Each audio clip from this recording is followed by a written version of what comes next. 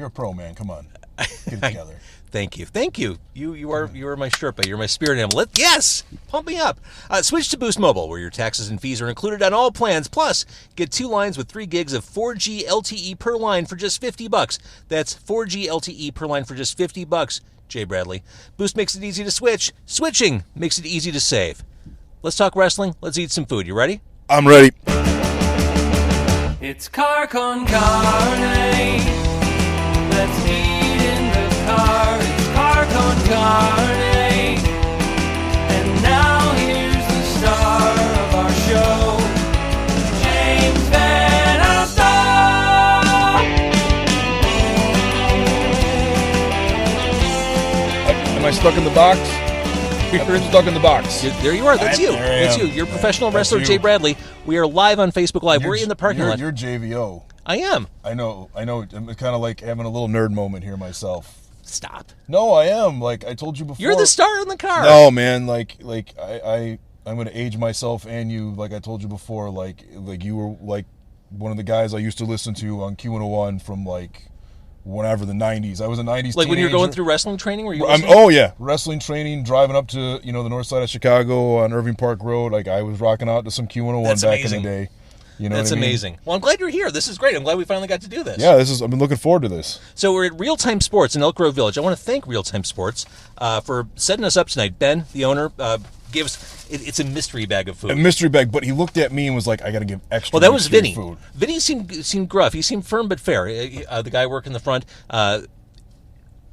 He just probably looked at me and was like, "Get this guy away from my door! He's scaring the crowd away." Ben was hiding in the back. We didn't get to meet him, but they just gave us a bag of food to try. I don't know what it is. It could be a bag of oats. So you're telling me you could have like an allergic reaction and we're off to like the hospital. We'll get an EpiPen stuck in your ass. Let's see. James and Jay are eating at our place tonight. Let's see how they feel about a box of fish sticks. Let's try that out on them. So literally, this is the unboxing of the food. That's like a big deal nowadays. Like people do these videos the of unboxing. I unboxed my video game. Wow. Oh, dude, like I unboxed my action figure. It's like I'm going to unbox Jay Bradley and just take my shirt off, and then we're going to unbox JVO. Wait, have you ever had an action figure? Dude, I've never had one. That's like the one thing that's eluded me. You got so much career ahead of you. I've got scanned for one. It was like the biggest tease. It was like literally like what tease in the the adult industry. Like right, they just took it out and played with it for a little bit because like I remember like sitting there. I think we were in San Jose. And it was at a WWE event. And whoever was making the figures at the time, like, they had the scanner there. And I was on the list because I was about to get called up to the main roster. They didn't have me scanned. Like, we need to scan you. I was like, for what? They're like, or the action figure guys. I was like, yes! And it never happened. So somewhere out there might be a prototype, but if any of you collectors could ever find that. That's like a super rare Boba Fett from like 1977. Dude, I would probably give at least one of my testicles, if that actually exists, to have the prototype. There's a testicle on the line for a Jay Bradley action figure. All right, so we're unboxing from Real Time. Thank you, Real Time Sports, here in Elk Grove Village. They gave us a pizza. Smells like pizza. It looks like a pizza box. Let's see what's in here. It looks like shrimp pizza. Well, I don't think I'm going to be eating that because you will be sticking me with an EpiPen because okay. I'm allergic to shellfish. All right, well, good to That's know. all you, dude. That's all you. I'm happy to do that. All right, let's see what we got here. This is a giant tin. This is like a catering tin. This is huge. What if it's like a giant thing of like, what that's like? That's like, hey, I just graduated high school. Come eat some mastacholi and fried chicken. Exactly. I got that's exactly what it is. Like every Sunday or Saturday from like June to July. I seriously don't know what this is. This is a giant metal tin. I have no idea what. Oh, it smells like wings. Smell. Oh, it does. Do you like wings? You're not going to make me put like those little hot orange pants on, are you? No. Oh, it's got to be wings because. No, I don't know what that is. Is that butter? Butter. It's butter. It's butter. Now, hang on. Got onions, salsa. Let's see what this is. It is like a sample bucket. It's a sample bucket. My whole life, I've wanted someone to give me a sample bucket. And this is the first time? My first time for everything. All right, so we've got some ribs in here, some potato skins, some mozzarella sticks, and some gigantic. I mean, look at these. Those ain't like chicken wings, dude. That's like foghorn leghorn. We got like a half chicken in here. Dude, so like Warner Brothers is pissed because they just fried up foghorn in there and threw them in there. This is amazing. It's all right. All right, so Real Time Sports. And I think they knew, if you're going to feed a pro wrestler. All right, I got finger food. You gotta supply a lot of food. I'm a pro wrestler, dude. We got sleeves and hands. So how much do you eat? You're a big, lot, fit dude. Like, do you Yeah. just like burn calories just by talking? I probably do. I'm guessing on a 3,000 to 4,000 calories a day. I do that too, Like but the I whole, don't like, wrestle. Maybe The that's whole my problem. The whole 6 to 8 meals a day. Uh-huh. Yeah, I do that. Mozzarella stick. Thank you, real time. Well, it was pretty good. I'm gonna try one of these tater skins. Yeah, that looks good. This place is packed on a Monday night. by the Oh way. yeah, they're slammed. I walked in. I was like, oh my! It was like crawling against the wall. Mm-hmm. But anyway, maybe it's got something to do with like Mitchapalooza going on tonight with the Bears and little Bears game going little on. Bears. Mm-hmm. Got this big deal coming into town called Mitch being our quarterback. Yeah, so it's pretty nuts in there right now. Real time set us up, and I think my favorite cuisine, Jay, seriously, is bar food. And you can't go wrong. You with can't it. go wrong with bar food. I talk with my mouth. You can't. Like, you go into bar food and you're like, what do you get? And like, there's gonna be like 5 things on there that you want, and then you have to like fight the battle of like, okay, like, how disgusting do I want to get tonight? Do I want like the nachos drooling down my face? Once you crack the seal, I mean, it's just you go all in. and it keeps going, and it's all so good. And then like, what about the MacGyver like bar food where like they start doing like really crazy combos? Wait, hang on. I've got to interrupt you. There's trouble about to happen on my dashboard. I think I got it. Oh, No. That's okay. Everything is precariously balanced right behind my phone. I'm going to try one of the world's largest chicken wings. I love buffalo wings. I mean, just hands down, I could eat those all day long. There's some heat. You know what we didn't get? Beverages. ooh, that's a good point. Well, your mouth's gonna be on fire now, but that butthole's gonna be burning tomorrow when that stuff comes out the other end. But it'll be glorious. It'll be glorious. It's worth it. Okay. The wings are delicious. Oh, here. And they're hot. Thank you. Oh, man. And I'll try the shrimp pizza in a second because you can't. Hey, can I eat it near you? I mean, Oh yeah, you're fine with that. I'm just sure, like, I mean, you might. I've never eaten shrimp or shellfish. I just know I've got a pretty severe allergy to it, or so they say. You want to test it? no, I don't want to test it. All right, man. Although we could make headlines. I mean, really. You kill local pro wrestler. Local pro wrestler. Local just because you're from here, but you're bigger than local. Little bit. Little bit. I've been around the block a couple times. Well, let's talk about that. We're going to talk for a couple minutes more on Facebook Live. Then the rest of this will be available on the podcast, which you can listen to on carne.com. I kind of think of you, in a sense, these days, as the Jimmy Chamberlin of pro wrestling. You were there with Billy. You were there with Billy at the beginning of his pro wrestling career, and went some different directions, the two of you, over the years, and now you're coming back together. Yeah. Yeah, so you're like Jimmy. I actually saw them in concert back with the band a couple of summers ago, which was great. But yeah, I want to say it was probably about 2010. I first crossed paths with Billy Corgan. And this was Resistance Pro. Yep. And I kind of heard about like some chatter, some gossip, whatever, that Billy Corgan was getting involved in pro wrestling and it was going to be in Chicago. And what was this? And I met the two business partners that were involved with it at the time. And I was kind of, if you want to say, like on a wrestling sabbatical. I was taking a little bit of a break from it all. And Was it a sanity break? yeah, it pretty much was like the pro. That's exactly what it was. Like, yeah, it was kind of like, this shit's driving me crazy. I got to step away for a little bit. Because it's a hard business, right? It is. It is. And then I met Billy and I had a conversation with him and the partners at the time. And I was like, all right, let's see where this goes. Let's see where this goes. And it's been a crazy ride. Why didn't Resistance work? I just think it was to the detriment or to the poor business planning on the two other gentlemen's end is what it really came down to. I think with someone like Billy involved, there brings a certain clout or Sure. a certain mainstream appeal to it. Absolutely. And I just don't necessarily think the other individuals involved, knew how to handle it all. But besides that, like, Billy and myself moved on to like greener pastures since then. And If you need garbage, by the way. bam. And yeah, so like we rocked it out with Resistance Pro here for a little while, and because of that, I got to know Billy on a really professional level and develop a personal friendship with him as well. And I think it kind of goes both ways, that we've both learned a lot from each other about, thank you, about just wrestling and then the entertainment business. I was there for a little bit when he put his foot in the waters that were TNA, Impact Wrestling, and I was on and off there with him, and saw all the shenanigans go down with that, and the legal proceedings that happened. The headlines came really fast and furious. What was it? End of last year? Oh, yeah. This year? Yeah. It was about a year ago. And it was crazy where it's like, suddenly you see someone, Billy Corgan, in a civil litigation or legal litigation, and that turns some heads. It's going to get a lot of attention. Yeah. And then just all the craziness that got uncovered because of that ensued. And it was just kind of like, wow, like what now? Mm-hmm. Well, now what now is, Billy Corgan went out and bought himself a wrestling company, and now he's... Well, not just a wrestling company. The National Wrestling Alliance, like the oldest, most historic one. I know. The one, when I was a kid watching AWA wrestling, NWA was this exalted wrestling company. I'm going here, by the way. As you should. I'm going here. Like, I would go to the Rexall drugstore and pick up Pro Wrestling Illustrated off the Rex. Yes! And they would always talk about the NWA. Ric Flair would be on the cover, Harley Race, or someone from down there.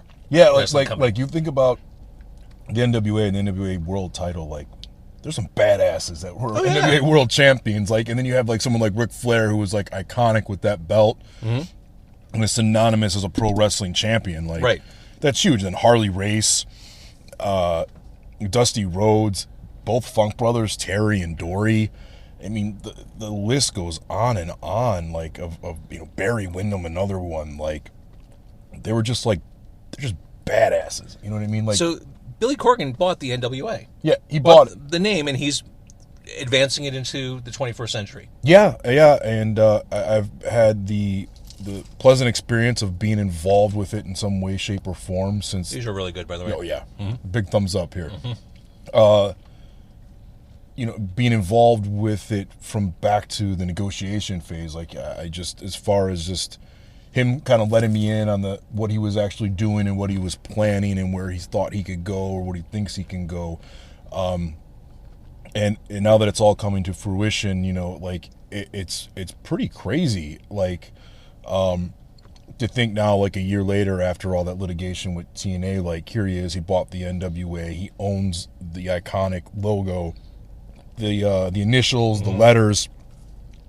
And what he thinks about, the last week or so. Oh, look at that. You got something stuck in your teeth. About just what he sees going forward for it and what he's going to try to do and what he wants to do with like a 20-year plan. So, it's not like some fly-by-night. 20-year plan. He's got a 20-year plan to develop. I don't know what I'm doing brand. next week. I don't have a guest for next week, and Billy's got a 20-year plan. Well, yeah, but that just goes to show you, like, the type of person you're dealing with as far as, like, with Billy, like... I often jokingly tell him, like, he's a little bit of, like, a Renaissance man. Like, he's in, like, his music speaks to itself, like, in what he did with the Smashing Pumpkins, when he's doing on his own, but writing books and now running a major pro wrestling company, owning a tea shop, you know what I mean? Like, he's like, talented in as a creative mind in so many different ways, so it's just to sit back and kind of admire that sometimes. I think in, like, the last week or so, or at least since the 1st of October, more has come to light as they've done some more public announcements with him and Dave Lagana, where, it was just announced, I think today or yesterday, that, he's going forward with live events that everyone's going to be able to watch for free weekly. Which is awesome. So by the springtime, you can watch NWA wrestling, and not only that, like, it's going to be contracted talent to help rebuild the brand, make it somewhat prominent again, and it's not going to be on a paywall. He just said he'd rather have 300, 500,000 people watching this wrestling for free than trying to get 5,000 people. Yeah, because the rules have changed. Totally, and like, look at you and I sitting here talking to this right now with vlogs. We're doing a radio show and eating dinner in my car. In a car. Yeah. And like, you couldn't. This was unheard of 10, 15 years ago. For real. This was unheard of like 3 years ago. Really. And then like, but that's the way the world is changing. Like, it's point and click. Everything's I want to watch this now. Okay, I want to stop and pause this, and I'm going to come back to it in an hour when my kid stops screaming. But that's the way the world is, and that's the way people are consuming content. So he wants to move in that direction with the wrestling products. So you are one of the wrestlers he's leading with the NWA. I can and I cannot say that. We'll just speculate. You can speculate. Yeah, okay. You can speculate. So Facebook Live, thank you for watching. We are at Real Time Sports. The food is delicious. It's really good. Trust me. Look at me. I didn't get to be 260 pounds by accident. I eat a lot of food. This is good food. All right, so since we talked, Jay, about where things are going in theory with you next, let's go back to the beginning. We kind of talked about starting out, you're listening to the radio. What was it that made you want to do this, to be a wrestler? Was it watching it as a kid? Was it a friend who hooked you in? What? My mom dropped me on my head. And you just thought, wow, this is great. I should keep going. Actually, that's kind of a joke because, no, my mom really didn't drop me on my head. But growing up, like, pro wrestling was, like, forbidden and taboo in my house. So what happens when you can be a mischievous young boy, not necessarily a bad kid, but just... When someone says you can't do this, you want to do it more. Yeah, of course. So, like... Whether it's listening to a kind of music or yeah, watching something on TV. and so, like, it became, like, the thing I snuck up early in the morning to watch on Saturday mornings, or I watched at my cousin's house or my grandma's house when I stayed the night. And so, but, you know, I couldn't watch it at home. So, like, of course, it was more attractive. And I was always in sports. You know, I played just about every sport growing up. And I was also really big into things like Star Wars and comic books, and I still am to this day. So when this is why we're going to be best friends. Are we BFFs? I think we're almost there. Okay. We can talk comic books at length. I don't do the whole bunk beds things like from the movie. No, it's all. We could have separate rooms. We could trade comic books. We can eat pizzas together. We can have milkshakes. I'm in the dairy. No. Maybe a nice smoothie. Okay, we'll go there. But I think, like, when I saw WWE back when Hulk Hogan, you know, and Ultimate Warrior and these guys, excuse me, the good food is coming back up in a belch, and it was just as good on the second belch. I have more napkins in the glove if you need them. Aha! Sorry, I just hit your knee? No, it's all right. But when I saw, like, guys like, you know, the Hulk Hogans and the Macho Man and the Ultimate Warriors, like, they were like comic book guys come to life. Absolutely. So, like, it was like the perfect marriage of, like, all the things that I liked, like sports and comic books, and I was like, wow, this is great. And it just kind of grew from there. And, you know, even when, you know, wrestling, quote unquote, got bad in like the mid to late 90s and it wasn't cool to watch anymore, I still watched. And it was still something like I, you know, snuck around and tried to get in there and view. I don't know what made me want to say, like, this is it for me. I just remember, like, sometime in high school, like, I got involved with some guys who, similar to you, like, you would go to get your PWI magazine and you would see, but this time it was Japanese wrestlers and luchadors and ECW, and the NWA was still kind of a smaller thing because WCW had really taken off by that time. And I was just like, wow, look at all this other wrestling. And as I went down this rabbit hole, then you start meeting guys who had like tapes of ECW, and you're seeing guys like Eddie Guerrero and Dean Malenko, like, you know, just doing the super athletic wrestling. And then you see guys like Jushin Thunder Liger and Masahiro Chono and New Japan, and the All Japan guys like Misawa and Dr. Death Steve Williams, Kobashi, Terry Gordy, and all these guys, and you're just like, what is this? This is just great. You know what I mean? Like, it's not all crazy cartoony like it was when I was a kid, you know? And then around that time I was really kind of like hooked, because like it was just become an obsession and a huge hobby, to where I think going into my senior year of high school, you know, I met some guys at some indie shows, and I was just probably a pest and bugged the shit out of them. Like, let me help set up the ring, let me help set up chairs. And then I met, you know, Danny Dominion and Ace Steel and Kevin Quinn, who had that training facility up on the north side of Chicago off Irving Park Road. And then next thing I know, I'm enrolling there, and I'm practicing 2 or 3 times a week, and it just kept steamrolling. So by the time you were doing it, you weren't even thinking about it. It's just, I'm doing this. Yeah. And then and honestly, it really snowballed. And actually there was a time, probably like 19 or 20, where I had to take some time off for some health issues. Like, I had developed a thyroid problem, and the doctor was like, you know, no physical activity for a while. So like at that time, you know, I think I did a lot of things like, okay, really, what do I want to do? I really want to do this. And then like when it kind of made me like really chomping at the bit, where it was like, all right, if I'm really going to do this, I got to kind of like buckle down and get more serious. And that's what I did. And like I said, just because I was a bigger athletic guy like that was able to open a lot of doors for me, and it just kept spiraling upward. Good for you. I love stories like that. Thank you. It's well earned. So, did you come up with CM Punk? Did you train with him? I did. Actually, crazy story, me and CM Punk actually grew up less than like 5 miles from each other. Didn't know each other until we started doing the indie stuff, and I actually helped him get enrolled at the Steel Domain to start training and start his career, because that's where I was training. And for a long time, him and I would almost talk and hang out on a weekly or almost a daily basis. And yeah, I mean, up until we both signed with WWE, like, you know, we were pretty cool with each other, and our kind of, I don't want to say like our careers didn't run parallel, obviously, but like they weaved in and out, like, you know what I mean? Like, you know, he really blew up when I had to like take time away from the ring due to some illness, and he was just everywhere, like every weekend. But at the same time, that was like something that like I looked to achieve, like, wow, like he's out there every weekend, you know, busting his ass, getting noticed, getting matches all over the country. Like, there's no reason I can't do that too. And right. So I kind of like tried to follow suit a little bit, and, you know, and eventually paid off. It's not paid off in the same way, but, you know, I mean, shit, like I've been around. Well, you're still doing it. Mm-hmm. So tell me about that. Tell me about getting the nod from WWE. How does that happen? So you're busting your ass as an indie.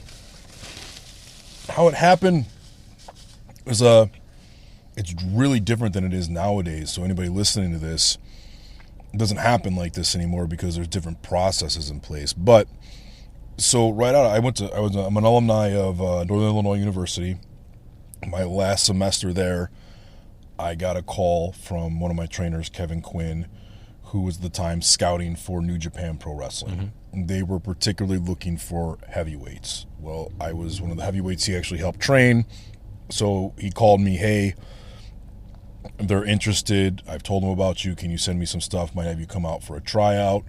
And then from that point, after I finished college, I moved out to LA for the summer to train at the New Japan Dojo that was in Santa Monica at the time.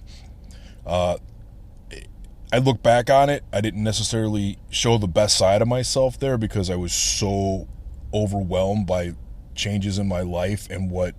Just moving to Los Angeles. Yeah, that finishing school, and then like what wrestling in a big company actually was about. Like, it was a huge shift for me, and it was a big life lessons that I look back on now, because things I learned there I was able to use and propel myself forward, even though that opportunity didn't play out. But This comes up again and again. There are so many parallels between the music industry and wrestling, between going from an indie to a major, which is kind of what you're describing. There is so much similarity, and I hear bands talk about their experience going from being an independent artist to a major label artist in much the same way. Doesn't surprise me at all. And I think that's one of the things that, like, when I've talked to Billy about the wrestling business and his music business, like, there is that parallel. And that's why I think he does really well with wrestling, because he understands what that's like. But with regards to the New Japan thing, after I left there, because I spent time there, WWE had taken notice of me. And I kind of set a goal for myself where it was like, you know what, like, if it didn't work out with New Japan, but certainly I could probably try to get into WWE. And I set a goal for myself. And I remember sitting, I think it was like September 16th.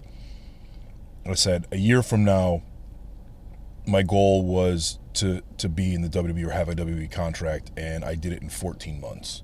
That's awesome. Which was kind of crazy because, like, I started bugging the shit out of Tommy Dreamer, who was the head of developmental at the time, like calling him every week and sending him stuff, and then finally watching it and him taking notice, and then him booking me for tryouts and enhancement work, and then getting the notice by guys like Arn Anderson and Ricky Steamboat and Fit Finley, and then getting recommended for a job after I got a match finally in front of the live event audience. And that literally, it was, unfortunately, I think it was just after Eddie Guerrero passed away, I was hired because I was there the day Eddie passed. Oof. Yeah, like, just, you talk about a tense locker room and an emotional locker room, and I was supposed to have a match that day, and they just, like, they just, hey, we'll pay you, but we're asking you to leave right now because all the stuff going on. Oh my God! So you're just like, I can't imagine. Yeah, you're just like, oh man, was that my shot? And then a week later, they call me back and we're like, hey, can you be here? Great. And then that's when the match happened, and then they were told me like, yeah, we're gonna hire you, like. And I just remember like driving back from like Cincinnati, like for like 6 hours, like through the night, like wide awake, like calling like all my friends, being like, bro, I did it, like I'm here, I'm in, oh my God, you know what I mean? Like calling everybody I know. I'm back to date As myself. Anyone would. Yeah, on my old Sidekick phone from the original, like the original like smartphone. But yeah, that's kind of how it happened back then. So who was your first match against? With them, Yeah. The match that I was hired after, I teamed with another independent guy named Jamin Olivencia, and I wrestled Val Venus and Viscera. Okay. The Love Machines, if you remember that tag of course. team. That was the match that they watched to hire me. That's amazing. So you learned a lot from there, and you went indie. It's so interesting. I have a 15-year-old son. He loves the indie stuff. He loves going to AEW. I mean, ever since he was allowed to go, and the wrestlers get a little blue, so I had to be really cautious about when I started taking him to AEW events. But he loves the idea of independent wrestling. I told him about NWA, and he understands the history. He thinks that's so cool. Sure. Just to have someone that's not WWE plant a flag in that space and say, here's what we're going to do. We're going to do this. It's, there's heritage, there's history. That's exciting. I think it's a dual excitement when I look at it because, first of all, excuse me as I feed my face with this potato skin. That's what happens. I'm going to eat some shrimp pizza as you talk. By all means, just don't shove any of that in my mouth. Of course. You have the nostalgia factor where so many people recognize it's an iconic brand. It really is. And you have the history that comes with it, but now you also have what you want to call a blank space or a white space to create something new and different from what it was while still respecting its history, and then something different for the fans in the marketplace. And I think that's what I really like about working with Billy, is because he understands creative. He's not so hard on and being very, for the most part, not very hard and being like, this is what it has to be, this is how I want it done. He lets the talent create as well, because he's from that. He gets it. He gets it. So I think that's why a lot of people will flock to the indies, because it's not as controlled as maybe a television product from WWE or Impact is, or even like a Lucha Underground. Like there's less restriction. The guys can do more, say more. And it can be detrimental, and it can be a great thing depending on what kind of quality show you see or who's on the show. But it's that wild card, almost, wild west aspect where like almost anything can happen at an indie show. And that's why I think some of it's thriving right now. I agree. I totally agree. So it's still fun for you. Yeah, absolutely. As I eat more potato. But, I'm one of those people, like, I can't do a job. Like a 9 to 5? I can't. Like, A few of us can. Right. I tried it. I've talked to people about it. Like, I am too much of a creative person at heart, where like I like to do things my way, and I don't like to have a lot of restriction on me. But like, it just drives me nuts to be in the same place day in and day out doing the same thing. And I totally just blanked out. But I get it, and we have very different careers, but I feel the same way. Like with what I do, I don't want to necessarily know what I'm doing day in, day out. I want every day to be different. I want different things to come up. I want to go in different directions. I don't want to be locked into something. I don't want to be a banker. Yeah, no. I want to be surprised when I go to work every day. Yeah, and I think that's part of, like, with me with wrestling. Like, I've tried to step away and do a 9 to 5 and do an office job, and it made me miserable. Like, and it was just like, and I would like literally like, it was like, why the hell am I doing this when I can go pro wrestle? And that's what makes me the happiest, and I'm really, really good at it. So I continue to do it, and there's ups and downs and ebbs and flows, like in a lot of careers, and I've been up, I've been down, I've made really good money wrestling, I've made no money wrestling. But at the same time, not being a 9-to-5 guy, I'm more driven by goals and accomplishments than I am by necessarily a paycheck. Right, absolutely. You know, like, yes, do I expect to get paid well for my talents and my services? Yeah, I do. But there's also a thing where it's like, okay, like, I can go make $100,000 sitting in an office hating my life, or I can go make $60,000 or whatever I'm going to make wrestling and sustain myself and be stable. I'm going to take the wrestling because I know I'm going to be a lot happier. Right, and I'm a big believer, and maybe this is naivete, but I'm a big believer that if you like what you do and you work hard at it and don't give up, it'll come. Yeah, eventually it does. And I think a lot of people give up,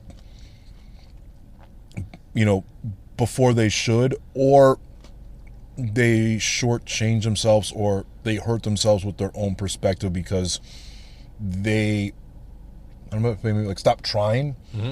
Like they stop trying to get better. They think they're already there. Where it's like, you know, no, you constantly try to evolve, constantly try to make yourself better as, you know, a talent or whatever you are, a creative, whatever you are, whether it's TV, radio, athletics. Mm-hmm. But it's that thing like they think they deserve something by now, and I'm good enough is where I think a lot of people fall short. Agreed. All right, so I know in your head somewhere you have a favorite match, something that is emblematic of your career so far. What was it? What was that one match? Oh, man. On your personal highlight reel, what's the one that you would say you should check that one out? I don't know. Really? Really? No, this is a hard question for me because, like, there's, like, and I go back to, like, an experiencing. Like, there's so much more that I want to experience that I haven't done that I can't look back and go watch this because I don't necessarily, at this point in time, think it's a real sample of what I'm capable of. I get that. All right, let me take it in a different direction. Who are some of your favorite people to work with in the ring? Oh, wow. I really liked working with Harry Smith or Davey Boy Smith Jr. I got to do some really fun stuff with him here in Chicago. Another local Chicago guy that did all right and pretty well for himself and was at WWE for a little while, Robert Anthony. He's another guy that I had some really fun matches with. Wrestling Vader was pretty cool too. Oh, that's like, yeah. Growing up and being a big guy, I mean, by wrestling standards, I'm a heavyweight, and Vader was like the top heavyweight or super heavyweight for so long. And even late in his career, I honestly think I had one of his last matches. Like, he doesn't wrestle much anymore, but I think his really last singles match, it for me was like just like a personal, like, this is fucking cool. You know what I mean? Like, I'm in a ring, I'm in my hometown, and I'm wrestling Vader. Hell yes. You know what I mean? And it's just like, and it was a really fun match. Like, it look, by like super wrestling nerd standards, they might watch it and be like, whatever. You know what I mean? There wasn't any like crazy head dropping or crazy bumps, or like we weren't like popping each other's eyeballs out like him and Stan Hansen did in Japan. But it was just the moment for me as a person, like, dude, like, I remember watching Vader growing up and being like, this is the baddest man on the planet. Yeah. Like, he came out with like that elephant mammoth mask. He was scary. And it sprayed smoke. You know what I mean? And then just the you know, the aura he had. Excuse me. I was always just like, dude, this dude's a badass. Like, dude, That's this guy could, you know, like how people like and kids look at like Brock Lesnar now. Like, that's what I looked at as like Vader growing up. That like, seems like a fair. Yeah, like he was just like, this dude is bigger than just about anybody I've ever seen, and he could probably kick the shit out of just about anybody. But that's what it was. So when you're in the ring, chemistry is everything, isn't it? It can be, yeah. I mean, obviously you can work around it if it's not there, but having the right person in the ring with you can transform a match into something kind of magical. Oh yeah, definitely. And I think it's there's it's just like a chemistry of like personalities. Like, you're just gonna click with some people, personality wise, or a sense of humor. Mm-hmm. And I'm not even talking like, you know, like the romantic attraction sort of clicking, but it's like there's just some people like, hey, I can get along with this guy, or we got the same interests, and maybe it's just the same point of view on a match, or the same Like instincts. The Almost. instincts or feel in the ring where it's like you can just go with them, and that's really, really fun once you find those people that you get. I thought because I've wrestled Harry Smith a handful of times. We were in WWE developmental together, and weaved in and out with him, and then doing the stuff here with Chicago with him, like being able to train with him. And I knew, I had a feel for him. He had a feel for me. So, like, it just flowed very easily, and it was fun. There was no, like, oh, what if this or that? And it was nothing. And then Rob Anthony was another guy I felt I had that chemistry with, because the same thing. Like, we knew each other. We used to be roommates. We trained together. And you develop that. And sometimes, like, there's people where, like, you just get in the ring and it's there. And there's some people that it's just, this is going to be a struggle. And it's really neither one of your fault. It's just because you have different perspectives on the way the match should go or the wrestling itself. How have you changed or evolved since you started as far as cutting promos? Do you like doing them? Now I do them with food in my mouth. As like right now. Yeah. I'm like a wild Samoan. I got like the turkey leg in my mouth. Yeah. You know what? Like at the time, I think I've really evolved as far as speaking was I had to get more confident in myself. And there's a fearlessness to every aspect of professional wrestling that you kind of, it's incumbent. You have to have. Yeah, and I think a couple people that really helped me out with it were Al Snow and Danny Davis and Dusty Rhodes. Those are good people to have help from. And I was in Louisville, and I was working underneath Al and Danny Davis on a daily basis. Robert Gibson was there as well. But I was kind of coached up before that, like in Deep South wrestling was just like, just being a wrestler was enough, because wrestling's on the marquee, so wrestling's always what we're going to go back to. So just be like that kick-ass, wrestler with it's just like, on a mission, break a body part down, almost like an Anderson kind of a thing. And that's what I went with for a while. And it did all right for me through their system. And then, like, I'm getting told I have to evolve more and work on this and work on that. Well, it's like, suddenly, like, you don't feel like you're good enough, or I guess your confidence takes a hit. So, like, it was like, developing and, not even developing, but taking your natural personality and understanding how you can turn that up on the volume. That makes perfect sense. And then, like, the one thing, I mean, Al Snow and Danny Davis were really the ones that kind of helped me do that, whether it was just, like, Danny sitting me down in his office and being like, this guy that I see do this kind of stuff when you're fucking around or joking around, like, I need this guy out here in the camera. I need you to have that out there. And then Al helped me figure out how to do it or how to create that. But then, like, the one thing that, and I was always up and down with Dusty Rhodes, I felt. I don't know that, how he felt about me as a talent. Like, it was hot and cold, I kind of felt sometimes. But, like, the one thing he said to me when we were cutting promos, and I'll never forget it, because we were in Indianapolis, and crazy enough, where they're airing Raw at tonight. And Dusty was pulling certain people in the interview room to coach them up. And he literally looked at me. He was like, kid, listen to me. You cannot fuck this up. That's amazing. And he goes, no, and I'm not saying you can't make mistakes. You cannot fuck this up. I already fucked it up. I fixed it. I fucked it up again. Someone else fucked it up. And I fixed it again. It's like, it's been fucked up already. Everything that's been fucked up ought to been done. So you're going to fuck it up again? No, someone else did it before you. Oh, my God. So I get this, like, little dream pep talk about how, like, if you're worried about fucking up in pro wrestling, it's your fuck up has already been done 1,000 times beforehand. Like, someone has already... There's the perspective. That's it. You know what I mean? And that's what it was. And that always stuck with me, where it was like, even if I was always up and down with Dusty, but that little, like, promo he cut on me, where he was just like, kid, like, you've got the talent, you've got personality. Like, if you're worried about fucking up in front of the camera, for me, like, I've done this too. I fucked this up. I still drew money. Like, someone else came along and fucked it up worse than I did, and someone else had to fucking fix it. This is just him basically saying, get out of your head. Yeah, pretty much. And that's what I think it was for a long time. Like, I was just so anxious and in my own head and overanalyzing what I would thought I should have been doing, Yeah, and I then get just going out there and doing it. But when he gave me that little like pep talk, I was just like, oh, he's right. Like, this fucking business has been around for like 100 years. There's been how many There's like people? permission for you to exhale. Yeah, like there's how many people that have done this before me and have screwed up worse, Absolutely. or not, or screwed up the same thing I think I'm gonna screw up, and guess what? They were all right. Like they did it, and from there on out, like I got really really comfortable to where like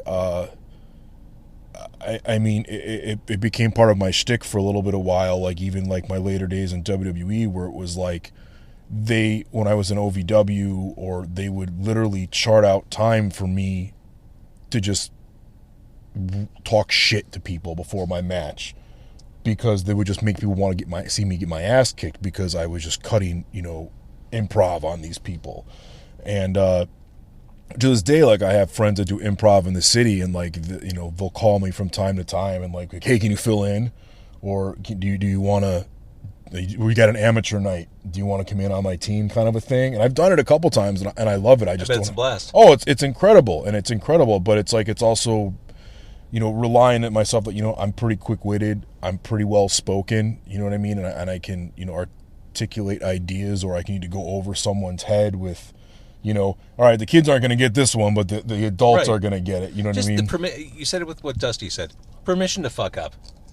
Once you have that permission, yeah, it kind of lets you exhale. And okay, this is going to be what's That's going to be. what it was like. That's what it was like. Exactly. It was just like, oh, the monkey was off my chest, or the gorilla off your back, whatever you want to say, and it was just like, all right, man, I'm going to do whatever I want to do now. And like, if it sucks, you can tell me it sucks, and if it's gold, I'll keep doing more. All right, so. Right now, where can people see you? Right now, other than the parking lot of Real Time Sports in Elk Grove Village, as I suck barbecue sauce off my thumb. There's some people, there's some fetish sites that would actually pay for that. They'd put that. I can make a buck for that. Oh yeah, they'd put that behind the paywall. That's a good idea. Absolutely. I can make a few bucks. Anyways, you can follow my exploits. The best way is on Twitter, which is the little @ sign, or the ampersand, as the fancy people call it, I believe. You can just say @ Jay Bradley, JayBradleyPW, all one word. Going forward locally in the Chicagoland area, I will be at Joe's on Weed Street, November 12th for Zello Pro against Marche Rocket, and then November 4th, a newer company that's just starting up, called, get this, Berwyn Championship Wrestling. And then guess where it's at? It doesn't get more hyper-local than that, huh? Berwyn Eagles Club presents Berwyn Championship Wrestling. Oh, my God. Right? November 4th, I will be there. Dude, which how full circle is this, that I've gone all over the world, and I'm back at the Berwyn Eagles Club. Hey, man. I saw Samoa Joe there like 2 years ago. Like I'm not even I don't even know who I'm wrestling, but I'm just going back to the Berwyn Eagles Club, where Chuck is still the bartender there. It is like Thunderdome in there. It really is. Like, that place has gotten to be between like AAW and Shimmer and some of the other companies that have run that place, as like, it's almost like, if you're a Star Wars fan, like it's like Tattooine. Mm-hmm. Like, everybody goes through Tatooine at some point in Star Wars. Like, you start there, you come back there, you die there, you get set on fire, or you lose your droids, like you lose your cell phone. It's at the Berwyn Eagles Club. That's amazing. But yeah, and then going forward, we'll see where I land. It looks like I might have some opportunities going back over to Japan in 2018 as well. Wow. So you are busy, dude. I try to be. I really try to be. Like, aside from just the local stuff, as far as here in the Chicagoland area, I've got some stuff for Dave Hero's Great Lakes Championship Wrestling up outside Milwaukee, and Steel Domain Wrestling up in the Twin Cities for the next couple months. Tommy Dreamer's House of Hardcore up in Milwaukee the first weekend in December. So I try to keep myself busy, because honestly, like, I realized, I think during one of my like downtimes, like, if I don't have pro wrestling, Jay Bradley ain't the happiest person in the world. I get it. So like, I just try to keep myself busy, and I select places where I feel like, I'm it's worth my time.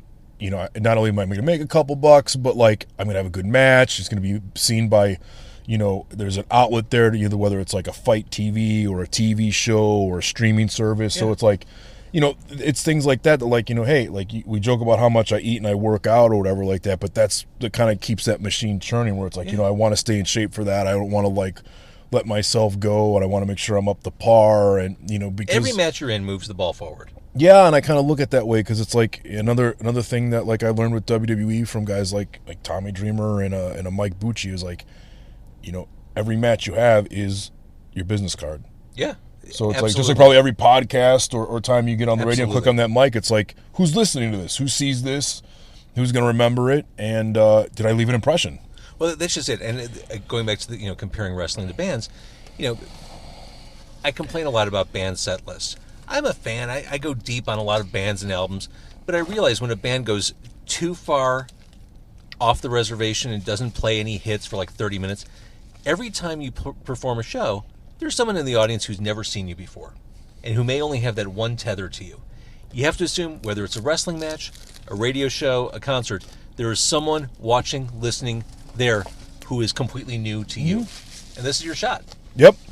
And I think going back full circle with this conversation, like with how Billy kind of understands things, and a lot of people would come to me and like, no, I was Billy Corgan getting into wrestling. He don't belong there. Sick to me. Like, he knows more about performing for an audience and how to elicit an emotional high or a low from He this probably band. knows how to manage egotistical talent. Well, that too, but I it's mean, like big egos are probably tough to corral. Oh, absolutely. It's like herding cats. For sure. But you know, with like the set listing, it's like you like, all right, I want to bring the crowd up with this exciting song that they're gonna know.